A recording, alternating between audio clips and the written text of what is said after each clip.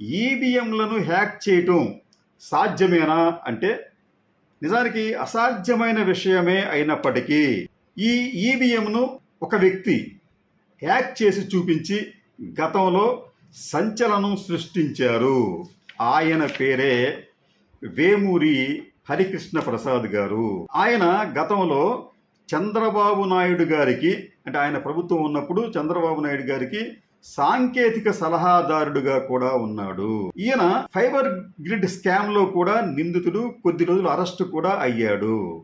ఇటువంటి ఈ వేమూరి హరికృష్ణ ప్రసాద్ 2010 ప్రాంతంలో ఒక ఈవీఎంను సేకరించి దానిని హ్యాక్ చేసి చూపించాడు. అయితే ఎన్నికల సంఘం ఏం చేసిందంటే, నువ్వు సేకరించడం ఏంటి, నువ్వు మా దగ్గర దొంగిలించావు దాన్ని అని చెప్పి ఆయన మీద కేసు పెట్టారు.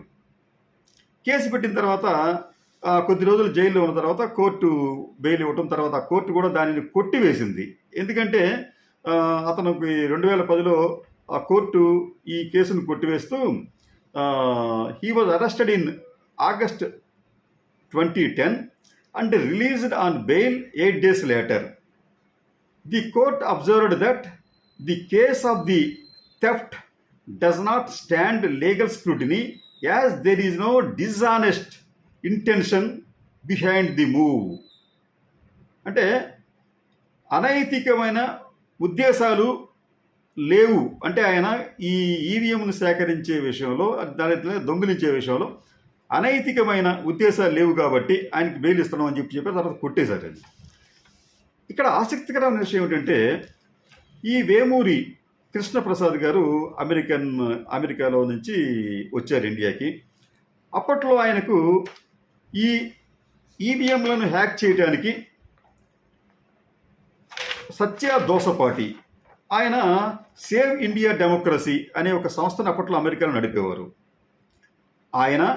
ఆయనతో పాటు అలెక్స్ హాల్డర్మన్, ర్యాప్ గోంగ్రిజ్ అనే ఇద్దరు విదేశస్తులు కూడా వేమూరి హరికృష్ణ ప్రసాద్కు ఈ ఈవీఎంలను హ్యాక్ చేయడానికి సహకరించారు. అక్కడితో ఈ కథ అయిపోలేదు. ఆయన విజయవంతంగా ఇండియాలో ఈవీఎంలను హ్యాక్ చేసినందుకు తర్వాత అమెరికాలో ఒక పెద్ద సంస్థ అంటది, అది 2010 డిసెంబర్ 2వ తేదీన ఆయనకు పయనీర్ అవార్డ్ అనే ఒక సాంకేతిక రంగంలో వినూత్నమైన ఆవిష్కరణలు చేసే వారికి ఇచ్చే అవార్డు, పయనీర్ అవార్డు. అది ఎలక్ట్రానిక్ ఫ్రాంటీర్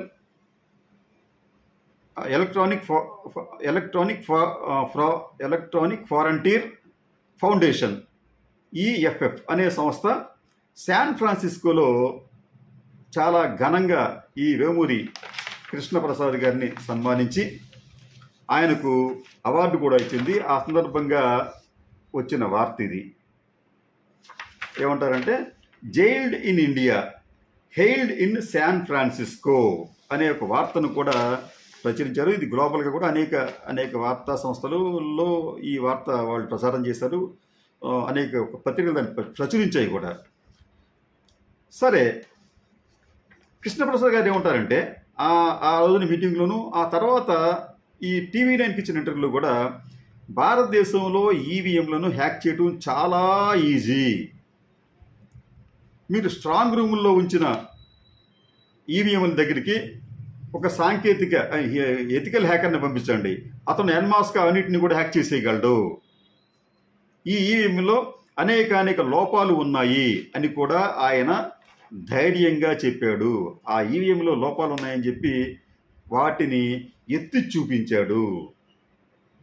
అంటే ఇంత జరుగుతున్నప్పటికీ కూడా ఈవీఎంలకు సంబంధించి ఎన్నికల సంఘం ఎప్పటికప్పుడు ఎటువంటి లోపాలు లేవు అని చెప్పి అంటుంది. కానీ ఓకే, మీరు ప్రపంచంలో ఎవరైనా రండి, మేము మీకు కొన్ని ఈవీఎంలు ఇస్తాము, వాటిని మీరు పరిశీలించండి, వాటి లోపాలు మాకు తెలియజేయండి అని చెప్పి ఎన్నికల సంఘం ఇప్పటి వరకు చెప్పలేకపోతుంది. ఇదే విషయాన్ని ఈ వేమూరి హరికృష్ణ ప్రసాద్ కూడా ఒక లోపంగా ఎత్తి చూపించాడు. ఆయన ఎన్నికల సంఘానికి వచ్చిన ఇబ్బంది ఏమిటి, మాలాంటి వాళ్ళం మేము వస్తాం, మేము వచ్చినప్పుడు మాకు మీ దగ్గర ఉన్న ఈవీఎం మిషన్లు మాకు ఇవ్వండి, దాంట్లో లోపాలు మేము చూపిస్తాం, వాటిని హ్యాక్ చేసి చూపిస్తాం మీకు. లోపాలు సరిచేయండి, తప్పే ఉంది. అలా చేయకపోతే ప్రజాస్వామ్యానికి భంగం కలిగే ప్రమాదం కూడా ఉంటుందని చెప్పి ఆయన హెచ్చరించాడు. ఇక్కడ దీన్ని మనం ఏది నమ్మాలి?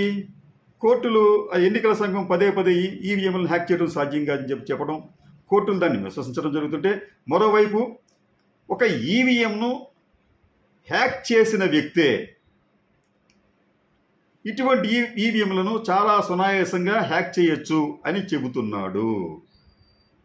అంటే ఎక్కడో కొన్ని సందేహాలు ఉన్నాయి కాబట్టి ప్రజాస్వామ్య ప్రక్రియలో పారదర్శకత కూడా చాలా అవసరం.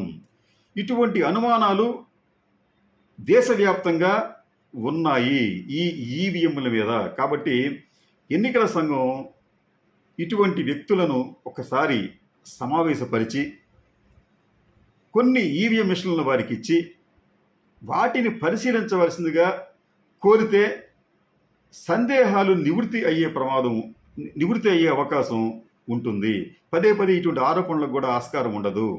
అలాగే ఈ హ్యాకర్లు కూడా ఇటువంటి పనులు నిజంగా చేస్తున్నారో లేదో కూడా మనకి తెలిసిపోతుంది. ఇప్పుడు ఏపీకి సంబంధించి ఇక్కడ కూడా ఈవీఎంలు హ్యాక్ చేశారని చెప్పి ఆరోపణలు రావటం, ఇటువంటి కూడా మీకు భవిష్యత్తులో ఆస్కారం లేకుండా పోతుంది. కాబట్టి ఎన్నికల సంఘం ఇటువంటి ఈవీఎం మిషన్లను ఒకసారి పరిశీలనకు సాంకేతికంగా బాగా చదువుకున్న వ్యక్తులకు, అవగాహన కలిగిన వ్యక్తులకు ఇచ్చి పరిశీలన చేయించడం చాలా అవసరం.